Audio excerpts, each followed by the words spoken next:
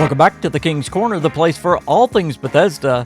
I am the KingFanMan, and hey, if you love Bethesda, Fallout, The Elder Scrolls, and even Starfield, and you're not subscribed yet to the KingFanMan channel, why not? That's all I talk about here, so go ahead, hit that subscribe button. The gaming industry is changing, and Bethesda is literally one of the studios that's leading in this, and you've probably already seen it. Todd Howard said not too long ago, when talking about the Elder Scrolls 6, that they are making the Elder Scrolls 6 to be played for a decade, if not more. Now that is obviously a new philosophy for Bethesda. But, of course, looking back on Skyrim, it's still being played. Fallout 4 is still being played. Heck, Fallout 3 is still being played. Fallout New Vegas is still being played. Oblivion's still being played. Going back to Morrowind still has players. It's being played and modded. When Starfield came out, Todd Howard said that they were going to support Starfield for 10 years, maybe more. So, again, that decade, that 10 years, they're really focusing on. We do have to approach it. People are playing games for a long time. You know, Skyrim's 11 years old. Still probably our most played game. And so we don't see it slowing down. Yeah. And people will probably be playing it 10 years from now also. So you have to think about, okay, people are going to play the next Elder Scrolls game for a decade, 2 decades. And that does change the way you think about how you architect it from the get-go. In the We Are the Xbox memo, Asha Sharma mentioned, and I'm mispronouncing her name a little bit. Y'all forgive me, it's my country accent. Asha Sharma. I have to slow down to pronounce it right. She mentioned the Elder Scrolls specifically, and she only mentioned 3 games. So this is really major, and we're going to get into how major this is. But, of course, when she took over as the CEO, she mentioned the Elder Scrolls, she mentioned Fallout. But in this memo that was dated April the 23rd, 2026, she said this, that they want to elevate creator-centric platforms like Minecraft, the Elder Scrolls, and Sea of Thieves. What is creator-centric platforms? Well, this is talking about the long-term, community-driven ecosystems. This is talking about modding or paid mods. Like, how do you make a game that's playable for 20 years? So we're trying to figure that out. But there are some elements I should pause on that. You know, part of me, I'm of course asking jokingly. I'm excited for it, but I think Skyrim is an amazing game still. You know, I really enjoy it still. Yeah, and you know what? The content, even if you step away from it for a while, then play what I'll say the vanilla version without mods. If you go and haven't played it in a while, there's always a new way to play it. But then if you look at the mods and what creators are doing to it, we think that is just awesome. Mm-hmm. It's something that we've always supported. We're going to keep supporting. We've hired a large number of modders that are now professionals. We want to support the people who are doing it on their own so they can be professionals on their own. How do you create a world that's moddable? So you think of designing the game from the start as that enables mods. Yeah, absolutely. So it starts with us, like everything we're doing. Okay, a modder, a content creator is going to have to use our tools. Now we do clean them up for release. Because if you're like a developer in-house, you can deal with some kludginess when you're putting stuff together. When you put it out for people, we do clean a lot of it up. And there's still obviously a learning curve there. But we have people who've been doing it for 20 years with us. Well, as you know, Bethesda has been leading on this. There are very few games out there and very few studios that do as much with modding as Bethesda does. But I don't think we realize how much this is going to change things, some for the better and some for the worse. The Elder Scrolls 6 will be the first new game by Bethesda that this will be a main focus. Starfield was you've seen it progress. Fallout 4 was the first one with console mods. And then, Starfield, they made sure and got them out quicker. Well, the Elder Scrolls 6, they are going to have it where the creation kit, and by the way, it's not the old creation kit. This is important. But for modders to be able to mod, it's going to be on day one for the Elder Scrolls 6, where in older games, the creation kit would come out a few months after the release of the game. The Elder Scrolls is being built. In fact, this was one of the main reasons for the Creation 3 upgrade. Yes, it's going to enhance the game. Yes, some other things. But one of the technologies that they needed and that Todd has been working toward is having mods on day one. And we're talking about creation mods, DLC size creation mods that are going to be coming out with it. Spent the last several years bringing Creation Engine 2, which powers Starfield, up to Creation Engine 3, that's going to power Elder Scrolls 6 and beyond. We also have all the creators. They're doing amazing stuff in the game. So I think working with them also kind of keeps really good content coming into the game, and we're going to be a part of that as well. Bethesda right now are working with creators. I talked about this some last week.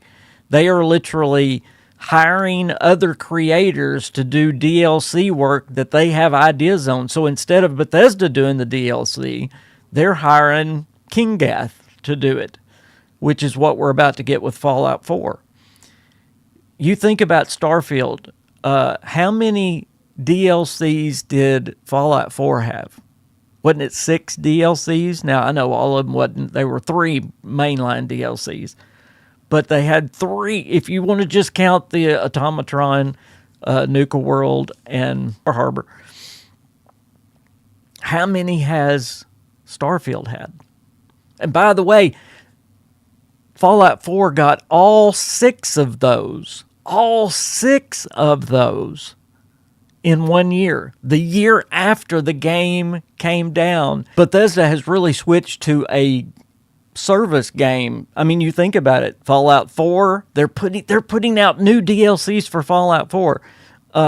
In my last episode of the Kingcast, we talked about that I believe Fallout 4 is going to be in the Xbox showcase, giving us a free DLC. A free DLC from Fallout 4. How many years later? 2015, so it's 11 years after the game. As Todd said, he wants to support them at least 10 years. Well, you can see they're still supporting Fallout 4 now. So they're really moving that direction. But what is changing now with the Elder Scrolls 6 going to be starting this way, how is that going to affect Bethesda putting out content for these games? And it's just been incredible. Our community there has been amazing what they do with the games. There's some great things with, like, I love the Khajiit follower mod for Skyrim. It's awesome. There have been quest lines. Those things just take a really, really long time. And so someone who's going to do that, that's almost like it takes them a long time. It's more than a hobby. And we're always looking at ways that we can make it like, hey, they can turn a career into it, because it's just awesome. I think they're going to rely a lot more on creators for DLC anyway. We've already seen that with Starfield. But will that free Bethesda up to get their games out quicker? What do you think? They've been moving this direction all along, is to bring modding up. They've tried several times to introduce paid mods. They tried Creation Club first. That was in 2017, I believe, when Creation Club came out, and it went over like a lead balloon.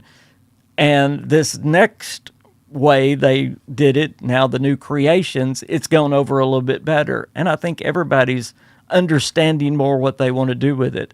Creation 3 upgrade was to get ready for these creations on day 1, these big creations. You look at what's going on with Fallout 4, they are still trying to get the mod storage increase for Fallout 4.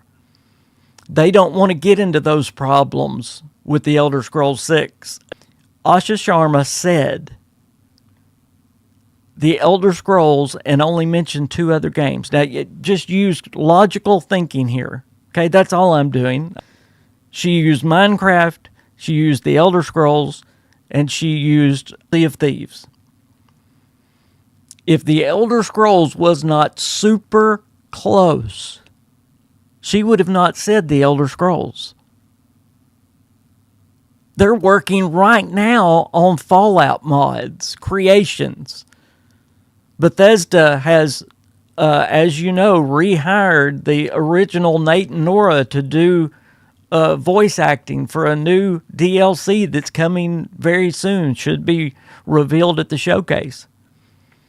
If the Elder Scrolls was still 2 or more years away, Asha Sharma would not have said the Elder Scrolls with those 2. She is talking about a game that is imminent. Imminent. And they are building the Elder Scrolls. They built the engine specifically for creations, to have it a service game, almost a live service game. I mean, it's changing. And think about why it's changing. I mean, it makes a lot of sense. When did Bethesda used to make their money? They made their money when they released a game or released a DLC. Now they're getting money every month. And I'm not talking about Fallout 76. I'm talking about from Fallout 4, from Skyrim, from Starfield. And they want to double down on that. Because number one, that's where gaming's going. But Bethesda has been one of the ones leading the way for making a single-player game. That's another strange thing to think about. Sea of Thieves is a pure live service game. Minecraft, well, a little bit different. But the Elder Scrolls is single-player. Why would she name the Elder Scrolls with those other 2 games? Again, number one, if it's not imminent, she wouldn't have said it. And number 2, it's all about that, how Microsoft can make the most money. DLCs from Bethesda from now on are never going to be the same. You can literally look back. Let's start the Fallout 3 era.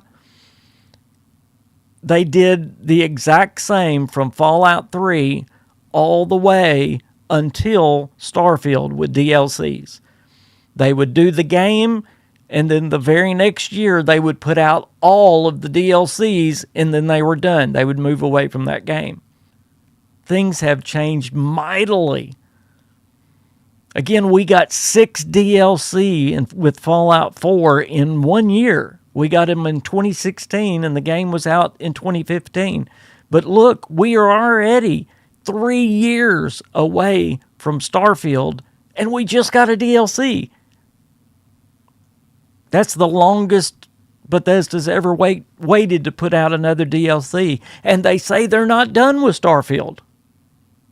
So this is brand new territory. So again, what I want to know, what y'all think, is this good for Bethesda and Bethesda fans? Because it's definitely going to change how they do things. They're going to be working on games longer.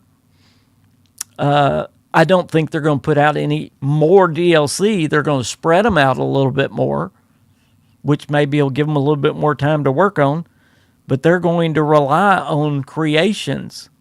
And again, what they're doing with creations is bigger than anybody realizes. Not only is Bethesda hiring companies to do ideas that they have, they're also funding creators. You can apply, anyone, you can. If you're a modder, you can actually apply to Bethesda Game Studios for them to give you money to fund your project. So they are not just doubling down, but tripling down on Creations. This was a segment from this week's KingCast, the live podcast covering the latest Bethesda news. It is every Saturday at 4:30 p.m. Central. Before you go, be sure and like this video and make a comment. Both of those things help this video get out to more people. And consider hyping the video as well. That really helps. And if you would like to support me in this channel, you can become a member of the King's Crew, or you can go check out my Patreon. The link is down in the description. I am the KingFanMan. I'll see you next time. Bye, everybody.